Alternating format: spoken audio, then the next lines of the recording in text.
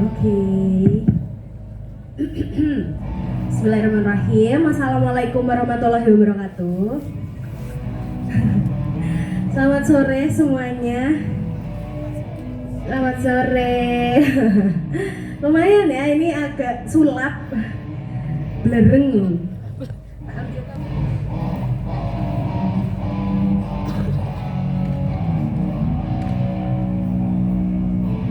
Nah, oke.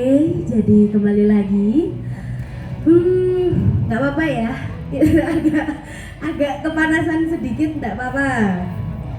Gitu. Nah, teman-teman semua, jadi perkenalkan, nama saya Krismailda Setiawati atau biasa dipanggil Ida. Di sore hari ini akan memandu bincang senja kita yang bertemakan warisan pangan Nusantara di panggung Get The Fest 2024 bersama dengan dua narasumber. Ada Pak Baning Prihatmoko dan ada Mbak Diah.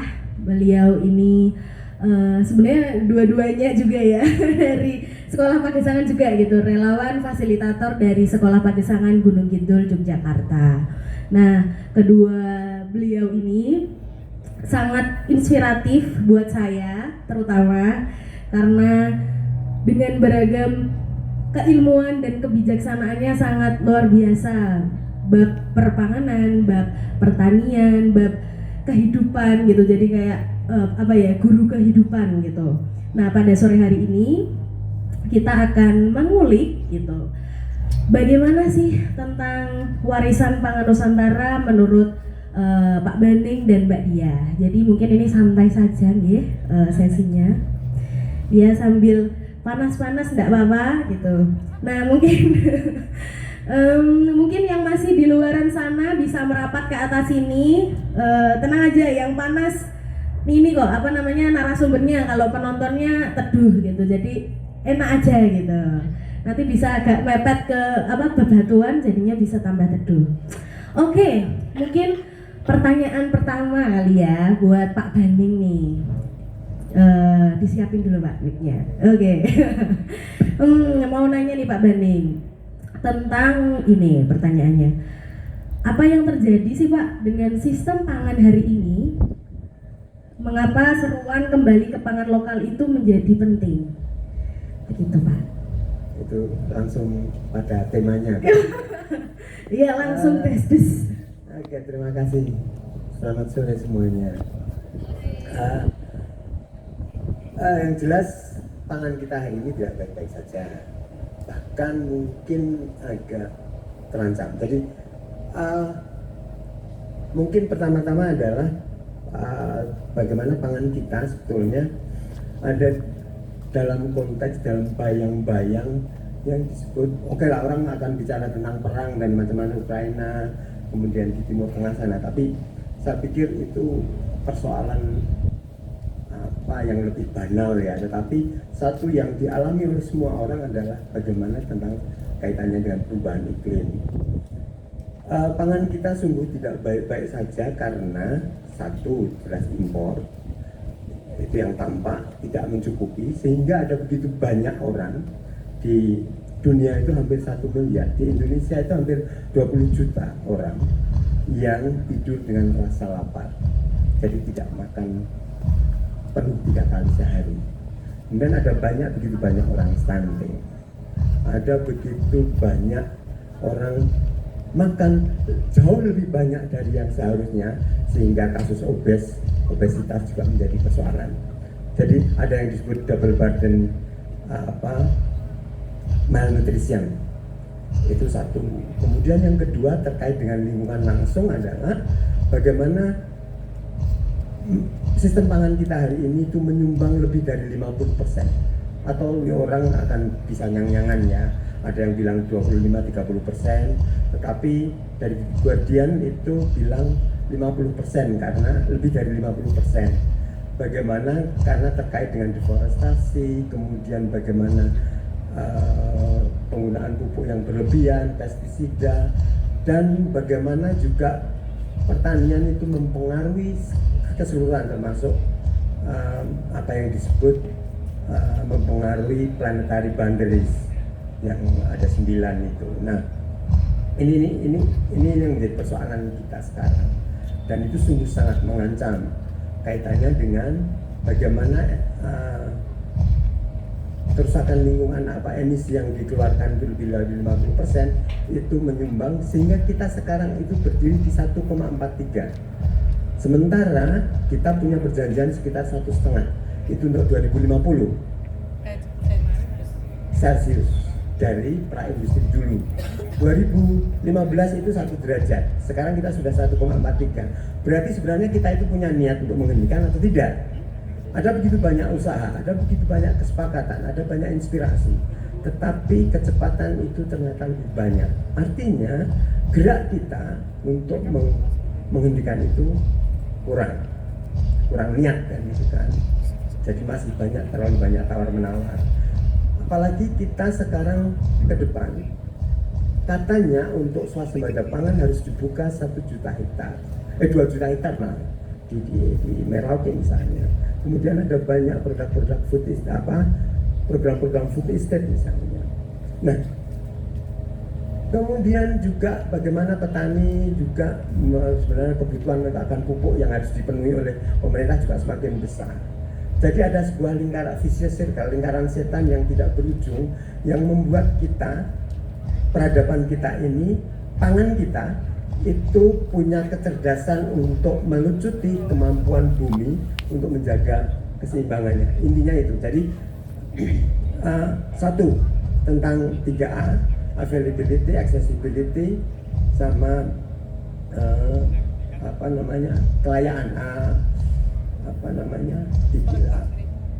affordability, availability, accessibility, dan affordability. 3A ini kaitannya dengan manusia. Sedang yang lain, pangan kita berhadapan dengan sebagai penyumbang terbesar dari persoalan lingkungan, dalam hal ini perubahan iklim. Itu yang akan mengancam kita. Gitu Mbak. Oke, berarti memang sistem pangan kita hari ini itu sedang tidak baik-baik saja. Makanya kita hari ini makin sering menemui seruan-seruan tentang kembali ke pangan lokal gitu ya Pak. Itu oke. Dan selanjutnya Pak, lalu ketika sistem pangan kita ini tidak baik-baik saja, lantas apa Pak yang harus kita lakukan gitu? Agar tidak masuk ke dalam lingkaran setan yang disebutkan tadi. Banyak sebetulnya harus kita lakukan. Salah satunya adalah saya mengistilahkan namanya reinventing atau kenali kembali apa yang kita miliki. Kita warisi. Tadi judul hari ini sangat bagus sebetulnya tentang warisan pangan Nusantara. Warisan pangan Nusantara dalam catatan itu paling cukup lengkap itu ada di, paling tidak ada di Candini, Selat Candini sama History of Java. Di mana jenis-jenis masakannya kayak apa dan bahan bakunya seperti apa. Kemudian warisan pangan Nusantara juga bisa kita telusuri jejaknya lewat candi-candi. Ada di Candi Borobudur relatif banyak, termasuk masakannya misalnya, produk-produk pangannya. Kalau ditelusur dalam sebuah penelitian itu dari setiap komunitas di Indonesia, jadi dari pangan itu sumbernya begitu banyak, sangat beragam. Nah, dalam sebuah penelitian Baruca itu bilang tentang setiap komunitas rata-rata tergantung pada sekitar 200 spesies tanaman. Nah, dan nanti mungkin Mbak Dia akan bisa cerita bagaimana di Taos, bagaimana reinventing itu bisa dilakukan. Nah, tapi itu terkonfirmasi di banyak tempat dan memang seperti itu. Ada begitu banyak. Artinya yang bisa kita lakukan adalah menelusuri kembali tentang pangan-pangan yang ada. Nah, persoalannya sebagian besar itu sudah tidak ada atau sudah tidak ada jejaknya, atau orang sudah tidak cukup punya kemauan untuk kembali. Nah, padahal dalam sisi misalnya gini, saya suka sebenarnya kalau di Cendini atau di beberapa yang mencoba observasi soal pangan Nusantara, rata-rata bicara tentang pangan keraton, tentang pangan-pangan elit ya. Nah, saya sebelumnya sedang tertarik pada pangan jelata, pangan darat jelata. Kenapa? Karena sumber-sumbernya pasti dekat dengan alam, dekat dengan sekitar, ekosistem sekitarnya, dan pasti sederhana. Dan dalam konteks iklim, biasanya pangan-pangan yang cenderung dekat hutan atau cenderung liar, misalnya vegetable perennial vegetable, sayuran tahunan, itu biasanya tidak perlu butuh perawatan banyak dan itu lebih tahan pada tekanan-tekanan iklim, tekanan-tekanan ekstrim kayak gitu. Jadi kita pertama kali yang harus kita lakukan adalah mencoba memulai kembali, kemudian bagaimana menerapkan itu pada terutama generasi muda. Itu Mbak. Ya. Oke, siap. Berarti memang salah satu hal yang bisa kita lakukan bersama,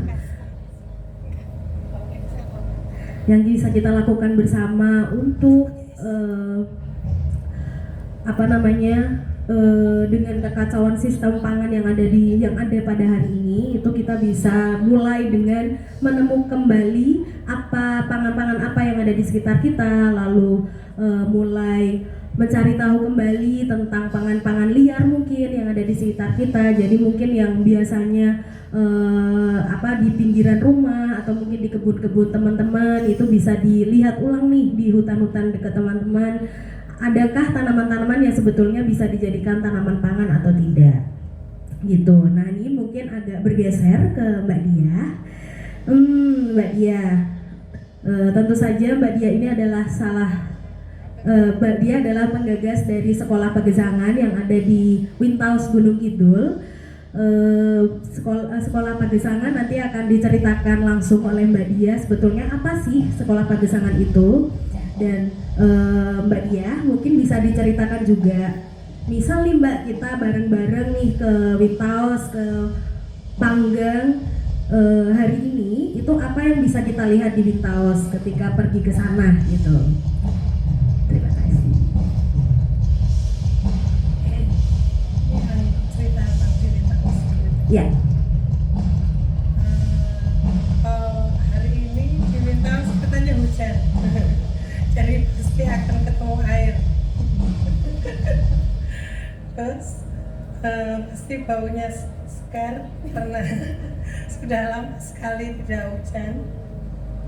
Bau tanah yang berbatu itu. Jadi di Wintaus itu udah agak biasa dengan batu-batu seperti ini. Tapi batu-batunya batu-batu kars ya. Kalau ini tadi batu apa ya? Andesit ya. Kalau di Wintaus itu banyak bukit batu juga, tapi batunya itu kapur gitu. Persis seperti ini. Terus tanahnya juga berbatu, batu bertanah disebutnya. Orang-orang sering menyebutnya atau ratu cerak batu. Artinya jauh dari kemuliaan, dekat dengan kesengsaraan. Tapi sangat menyenangkan di sana karena udaranya pasti sangat sejuk di pagi hari. Jarang sekali udara nggak enak di sana. Udaranya selalu enak. Kemudian apa lagi ya? Ya pasti daun-daunnya basah ya. Kemarin sempat kering karena kemarau, karena sudah mulai hujan, jadi daun-daun sudah mulai tumbuh. Pohon-pohon besar-besar banyak juga di sana. Jadi seperti desa-desa di Gunung Kidul lainnya, perpaduan pohon-pohon resan yang besar, kemudian ada kars, bukit-bukit batu, juga pastinya ya banyak tanaman di sana. Oke. Lalu kalau untuk aktivitas masyarakatnya nih Mbak, kalau pas lagi musim seperti ini, jadi kan ini sedang Bismillah menuju musim penghujan gitu. Nah itu aktivitas masyarakatnya apa nih? Yang dilakukan sama warga Wintaus hari ini? Ya, karena di sana 100% keluarga-keluarga di sana itu semuanya bertani. dan musim ini adalah bulan ini itu musim paling sibuk karena ketika hujan pertama turun itu artinya musim tandur sudah dimulai. Itu masa tersibuk panjang tahun karena semua jenis tanaman yang akan dibudidayakan itu mulai ditanam.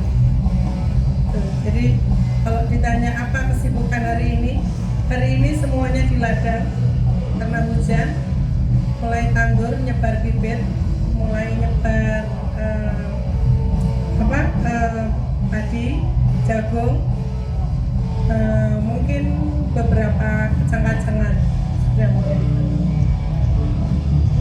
Oke, berarti sudah mulai menanam ya Mbak Ya, ya, di sana ya. sudah mulai menanam. Lalu nih Mbak, bisa diceritakan Mbak, sebetulnya mungkin teman-teman di sini ada yang belum tahu sekolah Pagesangan. Jadi sebetulnya apa sih Mbak sekolah Pagesangan itu gitu, dan itu sekolah yang seperti apa gitu? Apakah sekolah seperti SD yang lainnya atau SMP yang lainnya atau bagaimana? Sekolah yang bukan SD,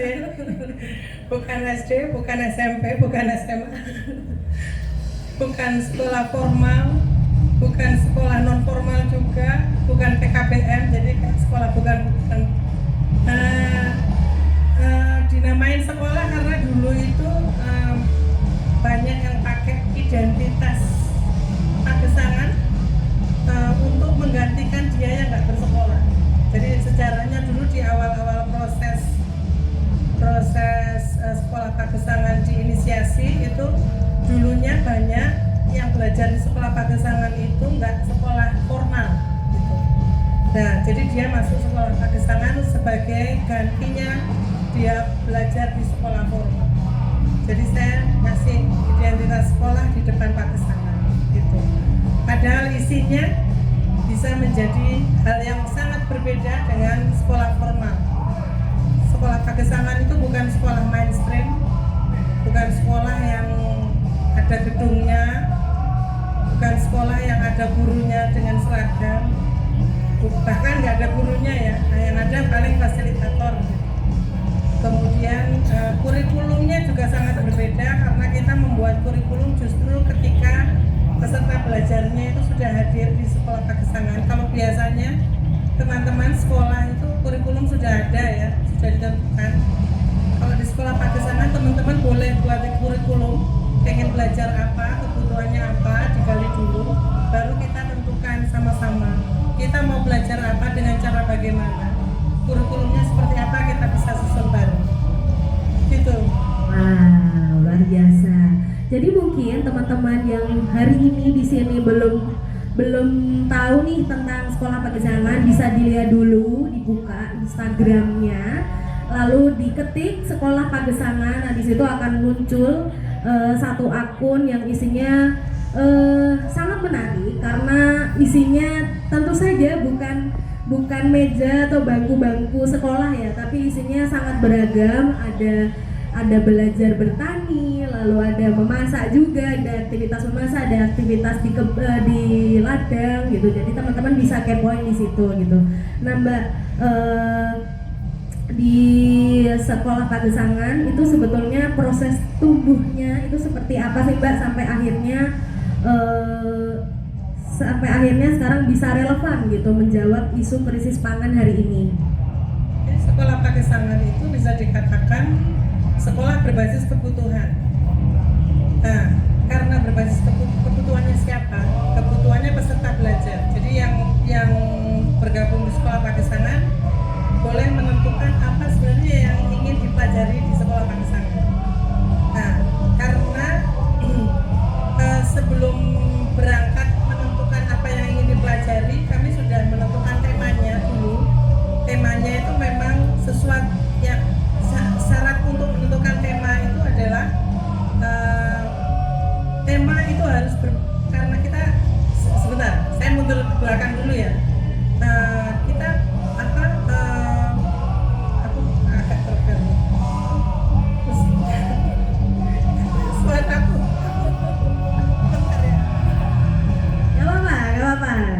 iklan dulu ya. Jadi kalau yang belum tahu Pagesangan, ayo langsung dicek HP-nya, langsung buka Instagram, langsung cek sekolah Pagesangan gitu. Oke, sudah, iya sudah ambil nafas. Sesuatunya. Jadi kita tuh dari awal sudah ingin mencoba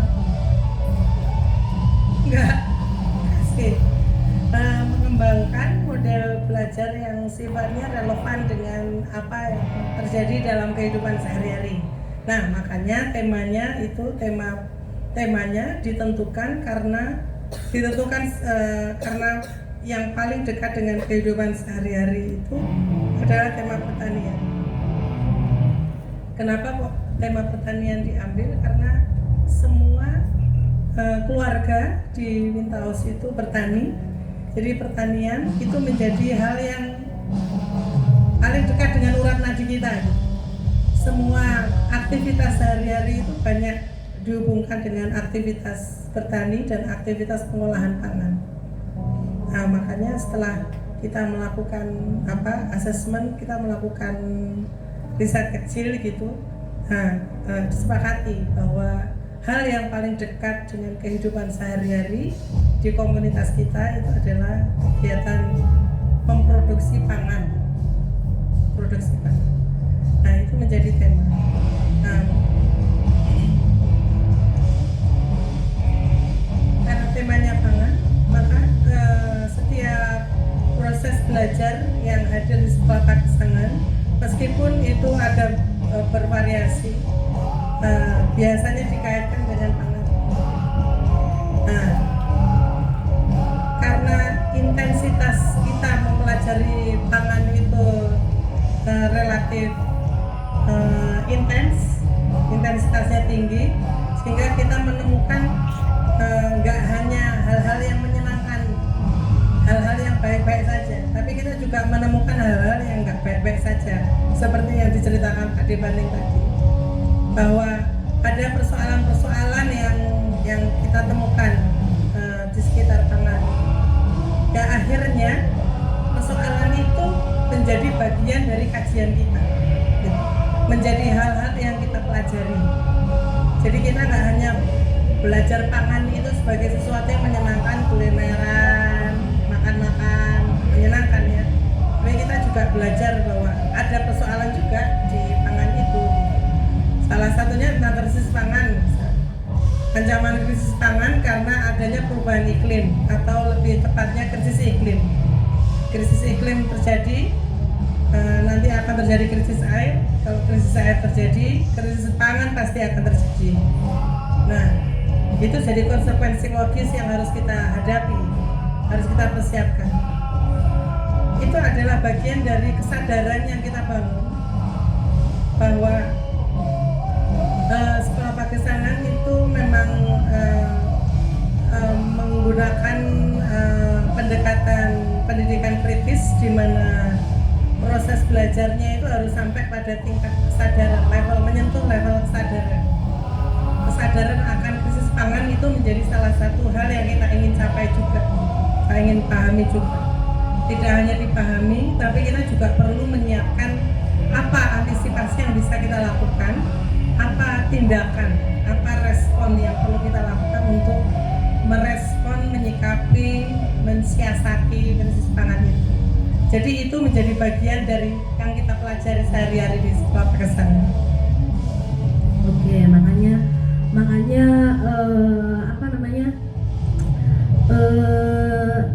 hal-hal yang dilakukan sama SP itu bisa jadi relevan menjawab isu krisis pangan. Jadi kalau teman-teman cek juga di Instagramnya Pagesangan atau besok berkesempatan main ke sana, itu teman-teman akan melihat banyak anak-anak juga, terus remaja itu juga yang benar-benar belajar tentang pangan, terus mengenali gitu apa yang tanaman-tanaman apa yang ada di sana. Salah satu kegiatan yang paling saya ingat di sana itu tuh ada ekspedisi umbi-umbian gitu. Jadi lucunya, kerennya itu anak-anak ya mungkin seumuran SD kelas mungkin SD kelas 3 mungkin atau kelas 4 itu bisa ngajak keliling terus menjelaskan ini umbi apa, ini singkong apa, padahal di sana singkongnya ternyata ada banyak, ada 18 singkong yang kita taunya cuman singkong gitu, nggak tahu bahwa ternyata singkong itu jenisnya ada banyak sekali gitu. Bahkan tidak hanya singkong saja, tapi umbi-umbian itu juga sangat banyak gitu yang kita miliki gitu. Dan hal ini bisa dijelaskan gitu, bisa dikenalkan oleh anak-anak gitu di sana. Makanya keren sekali gitu sekolah Pagesangan bisa menjadi ruang belajar pangan hari ini gitu. Nah ini mungkin ke Pak Baning biar Mbak Dia juga bernafas dulu. Oke, nah mau tanya nih Pak Baning, kalau di Wintaus gitu atau mungkin di daerah Gunung Kidul atau mungkin teman-teman yang ada di desa itu kan mungkin akses terhadap lahan itu cukup dekat ya Pak, maksudnya masih ada sawah atau mungkin masih ada ladang atau mungkin masih ada hutan yang akhirnya bisa gitu kita menemukenali lagi tanaman-tanaman yang ada di sekitar kita. Lalu bagaimanakah ketika ada nih teman-teman di sini yang mungkin lokasinya ada di perkotaan gitu, kita nemuin rumput di pinggir jalan aja udah susah gitu. Gimana kita mau menemukenali lagi tanaman-tanaman yang ada di sini waktu itu gitu. Nah ini bagaimana Pak kalau misal teman-teman yang ada di kota itu juga ingin kembali ke pangan lokal atau ingin mengenali kembali pangan lokal, itu bagaimana caranya? Terima kasih. Itu pertanyaan yang sebenarnya sangat susah ya. Karena gini, aspeknya mau di mana? Sekedar pengetahuan untuk menjawab pertanyaan atau menjadi sebuah lagu untuk menjawab sebuah persoalan, kan gitu kan? Itu dua hal yang sangat berbeda. Karena begini, saat ini kita harus dipahami kalau kita bicara tentang krisis iklim dulu sebagai pengantarnya. Harus disadari bahwa kita pada lautan yang sama, pada ombak yang sama, bahkan mungkin di perahu yang sama. Kalau kita pernah melihat film Titanic, nah itu seperti itu yang para pencipta Titanic itu mengatakan bahwa tidak akan tenggelam. Tapi ternyata ombak bicara dengan lain. Nah kita sebenarnya sedang mengalami hal yang sama, ombak yang sama. Kita menghadapi suatu persoalan yang sama. Persoalannya adalah apakah kita mencoba supaya tidak tenggelam, menjawab dengan cara yang sama, dengan cara pandang yang sama, atau berbeda. Itu satu hal. Yang kedua, itu dalam Titanic, dalam film itu juga ada yang namanya kelas. Di mana kelas-kelas, ada VIP, ada kelas deck, ada orang kelas berobosan gitu kan. Nah, ternyata itu kan mempunyai skoci yang berbeda. Ada skoci yang punya skoci penyelamat, sedang yang di kelas deck tidak ada. Nah, kemudian kalau kita bicara sekarang, kalau Elon Musk bicara tentang mencari planet lain, itu siapa yang bisa diselamatkan? Di VIP kan? Atau di rakyat jelata? Itu menjadi pertanyaan. Jadi persoalan kelas sekarang itu menjadi persoalan. Kenapa? Karena di lantai dasar sebuah piramida sosial, itu penduduknya paling banyak ada di lantai paling bawah. Sementara apakah ini yang akan dikorbankan? Nah, Wintaus dengan caranya, bagaimana Mbak Dia dan teman-teman mencoba menemukanali kembali, itu adalah salah satu upaya untuk menciptakan skoci mereka yang mungkin mereka tidak akan pernah ikut dalam skoci besar yang namanya solusi iklim. Kenapa? Karena solusi iklim sekarang itu sangat elitis, sangat tidak membicarakan kelas, selalu meninggalkan mereka yang paling bawah. Ini adalah persoalan besar. Nah, kemudian apakah mereka Wintaus ini mempersembahkan untuk diri mereka sendiri? Tidak. Mereka mencoba membuka diri pada semua. Tapi persoalannya begini, Wintaus sendiri punya persoalan atau pangan-pangan tradisi berdasar kebudayaan itu punya persoalan besar. Persoalannya adalah bahwa mereka sudah tergerus sekian lama mulai revolusi hijau. Kalau kita punya catatan tentang si Buke itu tentang dualisme ekonomi Indonesia, kemudian Geertz tentang involusi pertanian, kemudian Jim Scott bicara tentang moral ekonomi petani. Mereka semua bicara bagaimana orang-orang Jawa, dalam hal ini kita bisa tentang Indonesia, Jawa hanya salah satu representasi tentang Indonesia, itu punya kemampuan yang luar biasa mengatasi krisis yang satu ke krisis yang lain.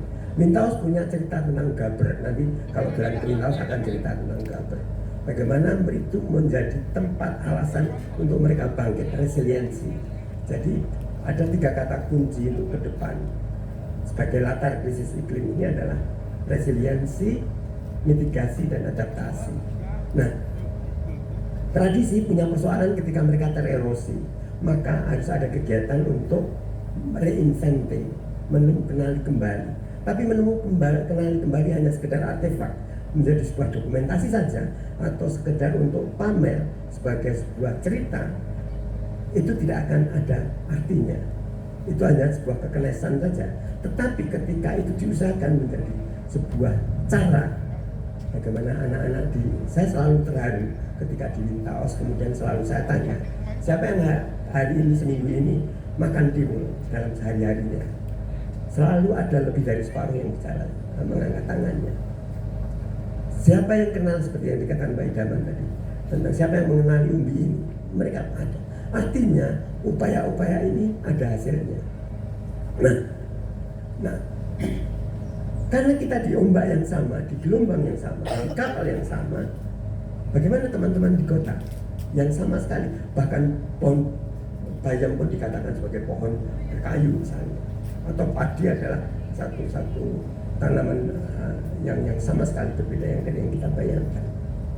Artinya bagaimana teman-teman di kota selama ini tidak semakin, jadi semuanya sebenarnya semakin tidak terhubung dengan yang namanya alam.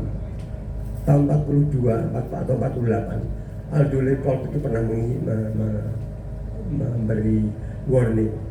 Adalah paling berbahaya adalah berpikir dengan cara kota, di mana pemanas itu datang dari AC, air conditioning, dan kemudian makanan itu berasal dari grosir atau convenience store. Artinya tahun 48 di Amerika waktu itu, di Indonesia sekarang terjadi. Bagaimana anak-anak sekarang itu sama sekali tidak terhubung dengan alam.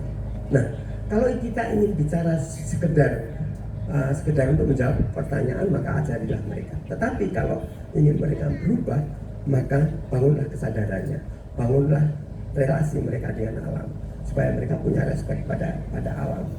Mereka mengenali kembali sumber-sumber makan mereka. Mereka mencoba lagi.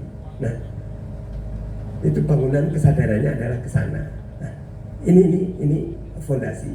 Kemudian langkah berikutnya adalah saya percaya apa yang dikatakan Capra, filsuf Capra, yang mengatakan bahwa masa depan kita terletak pada komunitas dan konektivitas. Nah, ada sekian banyak orang desa di Gunung Kidul, ada sekian banyak desa di Sleman, ada sekian banyak desa. Kemudian ada banyak sisi-sisi kota-kota yang kemudian tidak punya akses. Kenapa mereka tidak berhubung satu sama lain?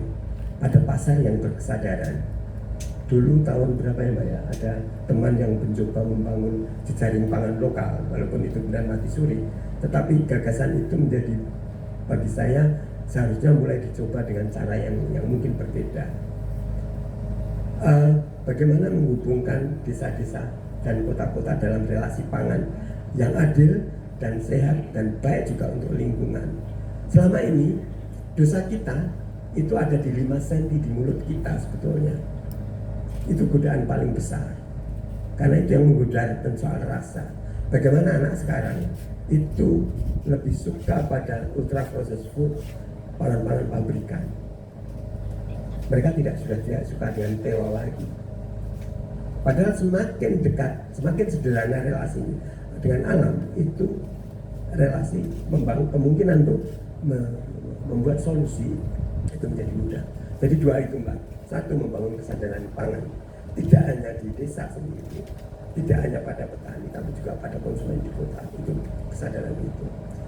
Yang kedua adalah bagaimana jalinan kelembagaan ini mulai dibangun.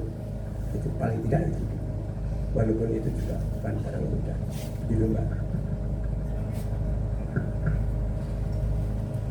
Wow, luar biasa ya. Wow. Jadi ini memang akhirnya jadi PR besar gitu buat kita semua gitu. Baik yang kita teman-teman yang mungkin juga dekat dengan lahan maupun juga teman-teman yang ada di kota yang jauh gitu dengan lahan gitu ya. Dan ini kita juga harus sama-sama menyadari, berkesadaran gitu untuk makin mendekatkan gitu, walaupun kita berada di kota tapi juga makin mendekatkan dengan cara ya kita bisa membangun kolektif dan konektivitas gitu untuk akhirnya bisa mengakses gitu ya kali ya Pak, mengakses pangan-pangan gitu lokal, pangan-pangan yang mungkin akhirnya bisa kita ketahui nih keterasal-usulannya seperti apa gitu. Oke, mungkin lanjut ya, terus ke Mbak Diah.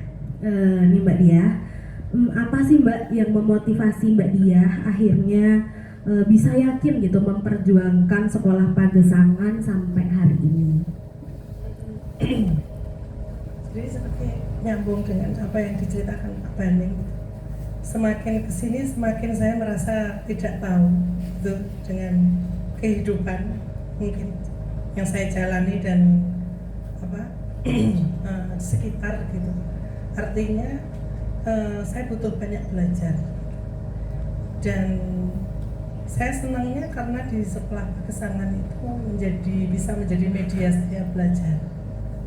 Jadi ketika Mbak Ida tanya apa yang memotivasi, ya saya senang karena saya bisa belajar melalui sekolah Pagesangan. Saya didorong untuk terus mempelajari hal-hal baru tentang kehidupan sehari-hari sebenarnya, dan saya jadi tahu gitu bahwa kita sekarang berada dalam kondisi yang tidak baik-baik saja. Dibanding tadi melukiskan dengan sangat baik, dengan kita berada di seperti kapal besar yang sedang dihantam gelombang yang sangat besar gitu, dan nggak banyak orang yang di dalam kapal itu yang sadar sebenarnya gitu. Nah, saya juga baru sadarnya ketika berada di sekolah Pagesangan gitu, karena bisa belajar gitu, kita sama-sama belajar. Jadi, oh ternyata ada masalah seperti ini, dan kita sebagai orang biasa, bukan Elon Musk yang bisa menciptakan kapal untuk bisa transmigrasi ke Mars gitu. Orang-orang seperti kita itu apalah ya. Jadi harus menciptakan sendiri, berkreasi juga dengan solusi-solusinya orang biasa juga gitu. Nah, yang paling mungkin bisa kita lakukan ya tadi yang dijelaskan Pak D juga, reinventing itu salah satunya. Kenali kembali gitu apa yang kita miliki, belajar dari tragedi-tragedi di masa lalu, menghadapi krisis pangan seperti apa misalnya, itu juga bisa kita lakukan. Jadi kalau Mbak Ida tanya apa yang memotivasi, justru saya butuh sekolah Pagesangan untuk terus menyadarkan saya, membantu menyadarkan saya atas ya banyaknya hal yang harus disikapi dengan benar gitu. Oke, wow. Luar biasa sekali ya sore hari ini. Di panas-panas ini kita membahas tentang tentang krisis pangan jadi tambah panas gitu rasanya. Mungkin lagi Mbak ke Mbak Diah ya. Lalu Mbak tadi karena motivasinya adalah Mbak Diah memang butuh gitu ruang seperti Pagesangan untuk terus belajar. Lalu pendidikan seperti apa yang Mbak Diah bayangkan atau cita-citakan sama Mbak Diah gitu? Ya, sekolah Pakistangan memang dari awal didesain sebagai alat bantu sih sebenarnya, media dan alat bantu untuk menyadarkan alat bantu menyadarkan kita bagaimana kita itu sadar atas realita hidup yang kita hadapi. Kita abstrak ya Mbak ya. Coba saya sederhanakan. Nah, jadi realita hidup itu bisa persoalan, bisa potensi. Ada dua sebenarnya. Realita hidup itu ada hal-hal yang menyenangkan, ada hal-hal yang menyusahkan. Menyusahkan itu misalnya persoalan-persoalan tadi. Nah, ketika kita sudah sadar atas persoalan saja, itu separuh dari persoalan itu sudah selesai sebenarnya. Nah, makanya kalau mau membangun keberdayaan menghadapi persoalan, sebenarnya yang perlu kita lakukan adalah mengetahui dulu persoalannya itu apa, akarnya apa. Itu udah separuh persoalan kita selesai. Karena yang separuh lagi itu kita bikin perencanaan gimana menyikapinya. Itu nanti kita bisa susul berdasarkan potensi yang kita miliki gitu. Jadi pendidikan yang saya bayangkan adalah pendidikan yang membantu kita menyadarkan bahwa apa yang kita hadapi, yang kita rasakan, yang kita alami itu persoalan gitu, mengidentifikasi persoalan dan juga membantu kita menyusun cara merespon persoalan itu ya. Mungkin terlalu abstrak, tapi sebenarnya enggak, itu simpel sih kalau dipahami. Siap. Gitu. Oh, udah ditepuk tangan nih, Mbak. Udah dikode. Oke, tepuk tangan dong teman-teman semuanya. Ini ada sesi tanya jawab kah, Mbak, atau cukup?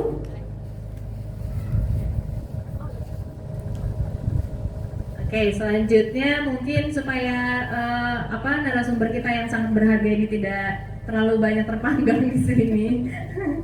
Jadi kita boleh kalau misalnya ada yang mau bertanya, monggo silakan.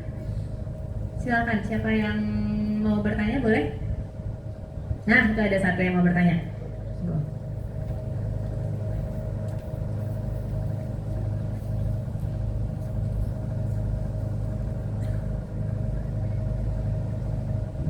Selamat sore, nama saya Ella dari Surabaya.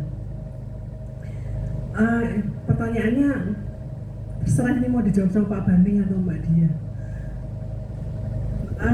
Pertama-tama saya berterima kasih karena saya mendapatkan banyak hal tadi dari perbincangan yang saya dengarkan, terutama mengenai sekolah Pagesangan yang baru saya dengar dan itu sangat luar biasa. Sebenarnya masalah krisis pangan itu kan akhir-akhir ini sering dibicarakan Pak ya, yang dimana kita sendiri juga merasakan bahwa sebenarnya apa yang kita makan hari ini itu sebenarnya bukan makanan yang sesungguhnya dikonsumsi oleh orang Indonesia pada awalnya dulu gitu. Nah, untuk kembali ke masa dulu lagi, karena kita sudah terbiasa makan beras ya, rasanya anak-anak muda juga sulit untuk kembali makan kayak tadi. Saya senang sekali ketemu Gatot karena nyari Gatot di Surabaya susah Pak. Anak-anak muda sekarang nggak tahu masih bisa menikmati Gatot nggak gitu. Nah, program-program Pagesangan tadi saya dengar juga sangat luar biasa Pak. Yang ingin saya tanyakan, bagaimana upaya ini bisa sampai di pemerintahan Indonesia? Terlalu jauh ya. Walaupun memang gerakan-gerakan kecil semacam ini cukup militan dan sebenarnya banyak berpengaruh juga di sekitar ya Pak ya. Tapi saya merasakan rasanya mendengarkan cerita tadi, harusnya banyak daerah yang juga melakukan hal yang sama seperti yang dilakukan oleh Pagesangan gitu. Kira-kira kalau nggak nyampe ke pemerintahan, paling tidak meluaskannya itu, apakah ada sekolah Pagesangan mau membuka cabang juga gitu Pak? Saya rasa itu aja. Saya ucapkan terima kasih banyak Pak Banting dan Mbak Dian percakapannya cukup sore hari ini sangat membuat saya bahagia. Terima kasih. Ya, terima kasih. Ini monggo mau Mbak Dia. Makasih Mbak Ella, salam kenal. Saya Dia. Udah kenal ya. Oke. Kalau menyebarkan ini menjadi gagasan bersama, sebenarnya kita sudah cukup agresif menyebarkan gagasan ini Mbak, melalui berbagai macam cara gitu. Meskipun kami itu organisasi kecil, tapi kami tetap ingin gerakan ini menjadi gerakan yang luas. Nah, di sekolah Pagesangan ini karena banyak teman-teman dari luar Wintaos, luar desa kami yang ingin ikut belajar juga, makanya sekarang kita itu membuat pendidikan yang khusus untuk publik gitu. Jadi karena kami ngerasa bahwa program belajar literasi pangan itu harus banyak yang ngikut gitu, maka kita bikin pendidikan publik dalam beragam kemasan. Ada kemasan yang sifatnya belajar literasi pangan itu istilah kami untuk membangun kesadaran terkait isu-isu pangan ya, isu-isu pangan. Kalau yang nggak punya waktu banyak, teman-teman bisa main ke sekolah Pagesangan sebulan sekali. Biasanya dalam 1 bulan sekali itu kami bikin program khusus namanya Sobo Tegal Pawon gitu. Di situ kita bikin paket belajar mulai pagi sampai sore. Kita belajar literasi pangan, bagaimana makan secara berkesadaran gitu. Membangun kesadaran makan itu nggak hanya ini makan apa gitu, tapi asal usulnya bagaimana produksinya, siapa yang memproduksinya, bagaimana cara pangan itu diproduksi, bagaimana pangan itu berefek berdampak pada lingkungan sekitar, pada ekologi kita, seberapa besar dosa ekologi kita ketika mengkonsumsi suatu jenis pangan gitu. Itu kita pelajari di literasi pangan. Kemudian kita belajar Sobo Tegal gitu, itu belajar tentang vegetasi, juga bagaimana sistem pangan lokal diwujudkan dalam bentuk sistem produksi. Kemudian kita juga belajar tentang sistem konsumsi di Sobo Pawon, bagaimana pangan dari ladang itu diangkut, berapa jaraknya dari ladang, kemudian diolah, bagaimana pengolahan pangan yang tidak membunuh gizinya, tidak membunuh mikrob juga gitu. Itu kita pelajari di Sobo Pawon. Itu contoh kecil dari model pendidikan publik yang bisa diikuti dalam waktu singkat. Terus kita juga punya beberapa workshop dan beberapa live-in, kemasan live-in yang bisa diikuti jika pengen belajar lebih mendalam dalam satu isu gitu. Jadi kalau Mbak Ella tanya bagaimana menyebarkan gagasan, ya itu yang sebesar yang bisa kita lakukan, ya semaksimal mungkin yang bisa kita lakukan. Kalau untuk berhubungan dengan pemerintah, wah itu betul susah Mbak.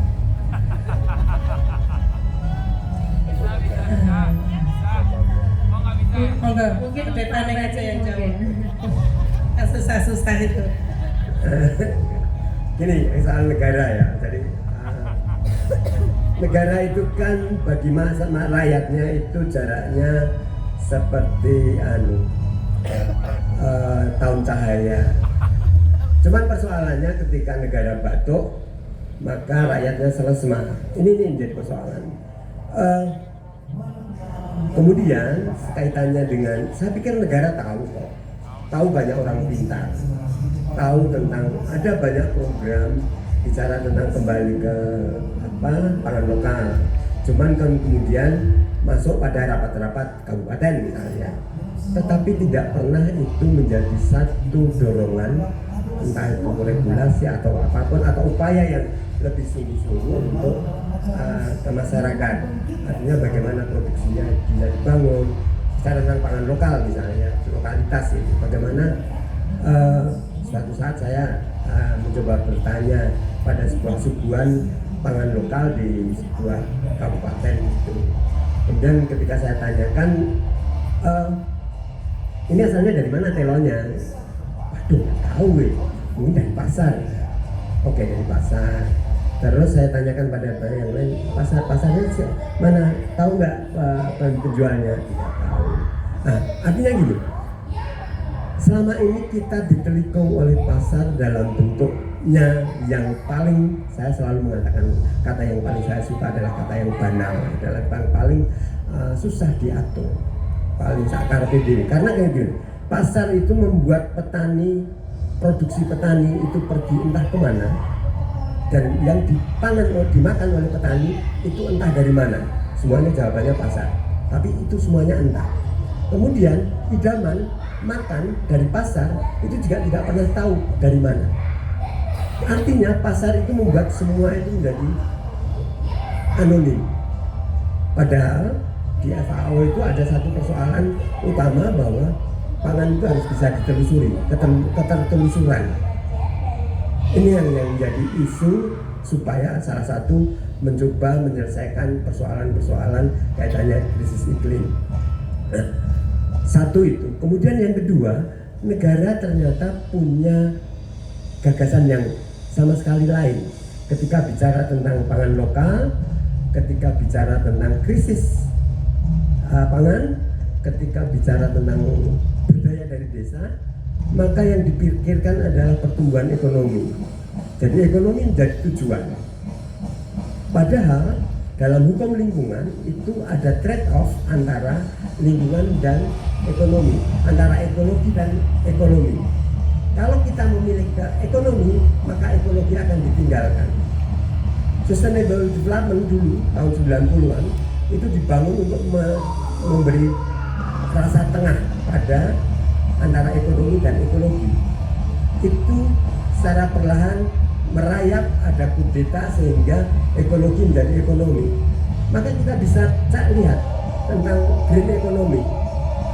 Bagaimana penyelamatan lingkungan itu hanya bisa dilakukan kalau nature atau lingkungan itu punya nilai ekonomi. Ketika tidak, jangan harap. Jadi hukum yang berlaku adalah ada trade-off antara ekonomi dan ekologi, dan negara selalu berdiri memilih ekonomi. Begitu, itu kenapa negara menjadi punya imajinasi sendiri. Begitu Mbak Ella. Satu pertanyaan lagi, Mbak Ida ya. Oke, silakan. Selamat sore, Bapak Baning dan Ibu. Perkenalkan saya Christina Fili, biasa dipanggil Fili. Saya dari Sleman, dari Turi. Tapi suami saya orang Temanggung. Saya ibu dari satu orang anak. Tapi saya juga aktivis bukan aktivis sih sebenarnya. Saya pernah tergabung di Partai Hijau Indonesia, satu rintisan partai politik yang masih berat diperjuangkan karena syaratnya memang tidak diperuntukkan untuk orang-orang kecil seperti kita. Nah, pertanyaan saya sebenarnya karena saya ibu dari seorang anak, kadang saya merasa bahwa anak-anak saya itu di sekolahan tidak cukup mendapat literasi yang cukup terkait dengan isu, baik itu isu lingkungan maupun isu krisis iklim dan sebagainya. Sebenarnya kalau saya sendiri sebagai seorang orang tua bisa memberikan perspektif lain, tetapi kan itu tidak pada anak-anak yang lain, anak-anak kebanyakan, sehingga kebiasaan makan dan sebagainya itu tetap tidak ada budaya yang baru. Nah, justru pertanyaan saya, apakah pernah berupaya untuk mendorong satu pemahaman kritis ini ke kurikulum yang ada sekarang gitu. Jadi memainstreamingkan, mungkin tidak akan menjadi pelajaran sendiri, tetapi ada perspektif baru yang diselipkan atau dititipkan gitu ya ke mekanisme pendidikan yang ada. Mungkin itu, walaupun sekarang kurikulumnya ada kurikulum Merdeka Belajar yang sesungguhnya tidak sungguh-sungguh merdeka gitu. Terima kasih banyak, selamat sore.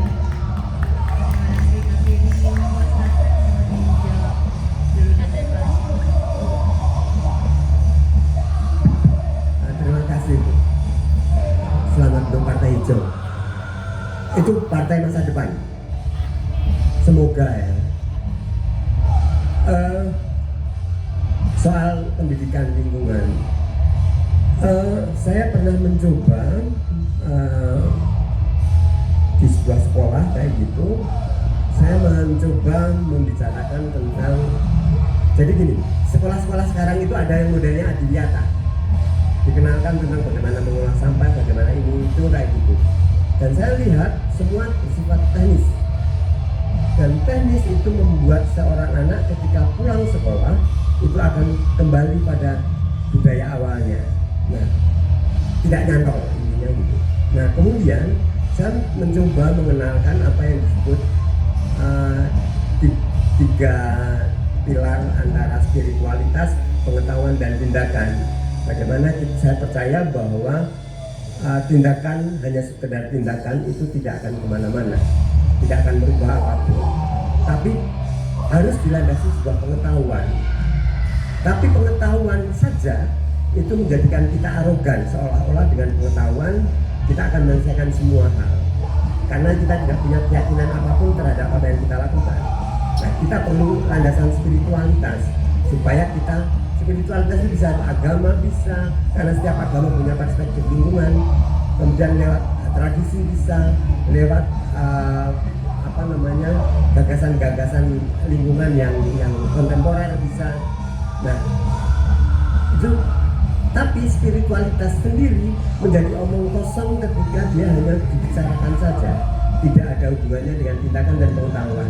Mencoba menyatukan ini dalam banyak kelas, banyak pertemuan-pertemuan itu ditata sedemikian rupa. Cukup menarik ketika kemudian ada perubahan pada anak. Misalnya, kemudian ibunya yang protes, kenapa anakku sekarang tidak suka dengan daging? Kenapa dia sekarang memilih buah lokal daripada apel yang selama ini menjadi kegemarannya? Kenapa dia sekarang tidak terlalu suka dengan gandum? Misalnya seperti itu. Atau mie instan misalnya. Bagi saya, kadang-kadang saya harus menjelaskan itu pelan-pelan, tetapi bahwa ternyata itu sebenarnya bisa. Cuma kemudian menjadi benturan ketika kita dengan sekolah formal, dengan tata kelola seperti itu, kemudian pendanaan seperti itu, dan macam-macam yang lain yang kemudian intinya mereka menolak. Artinya tidak bisa menjadi beban yang diberikan. Nah, ini memang kemudian harus diambil. Nah, masalahnya sekarang ya kembali lagi soal kelas tadi. Sekolah-sekolah yang baik, sekolah-sekolah yang katakannya mahal, swasta mahal, atau sekolah negeri yang baik yang kemudian di situ ada orang-orang yang orang tuanya orang terdidik dan terpelajar kayak gitu, itu bisa dimasuki, terlibat untuk ke sana. Tetapi ada sekian banyak sekolah-sekolah negeri, sekolah-sekolah impres misalnya yang kemudian tidak punya perhatian ke sana, dan negara sekali lagi tidak hadir dalam konteks ini. Begitu, terima kasih.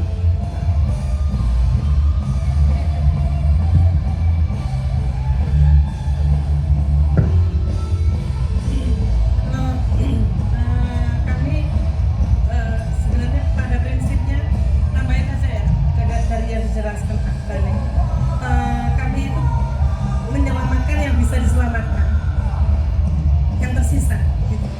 Jadi semampu yang bisa kami lakukan, menyelamatkan sesuatu yang bisa kami selamatkan. Artinya sebenarnya kalau mau melihat persoalan ke depan itu besar sekali, Mbak, besar sekali. Dan kalau memang kita serius mau menanggapinya itu, saya sendiri bisa frustasi. Nah, makanya kenapa saya mengawali jawaban untuk Mbak itu, saya menyelamatkan apa yang bisa diselamatkan dengan energi yang kami miliki. Karena kalau sampai mencoba mengenalkan ini kepada pendidikan formal misalnya, itu energinya luar biasa. Energinya luar biasa, dan pertarungannya juga luar biasa. Dan kami nggak memilih ke jalur itu, memilih ke jalur-jalur yang sifatnya lebih informal, yang lebih bisa kami kendalikan kayak gitu. Karena untuk memilih jalur yang formal itu selain energinya besar, waktunya besar, juga daya tolaknya juga sangat besar gitu. Kemungkinan untuk diterima juga sangat kecil gitu. Jadi ya selama ini meskipun katanya kurikulum saat ini kurikulum merdeka ya, tapi kan saya melihat ya kurikulumnya beneran merdeka gitu, karena prakteknya masih sangat kolonial gitu. Jadi hanya istilahnya aja gitu, istilahnya merdeka, tapi sebenarnya praktek menjalankan kurikulumnya masih sangat kolonial gitu. Jadi tetap aja susah ditembus.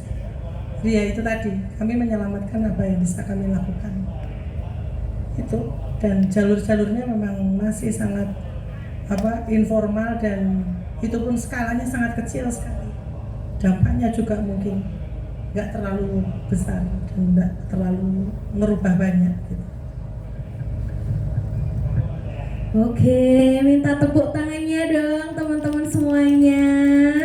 Terima kasih banyak teman-teman yang sudah duduk berpanas-panasan ya di sini. Terima kasih juga untuk Pak Baning dan Mbak Dia untuk sore ini. Ada satu kata yang saya simpan di sini. Ini tadi dari Pak Baning ya, teman-teman nih. Dosa kita itu ada di 5 cm dari mulut kita. Jadi mari kita perhatikan makanan kita biar nggak nambah dosa. Oke, terima kasih sekali teman-teman semua. Banyak salahnya, banyak tutur kata, mohon maaf. Ini saya kembalikan kepada MC sesungguhnya. Terima kasih. Terima kasih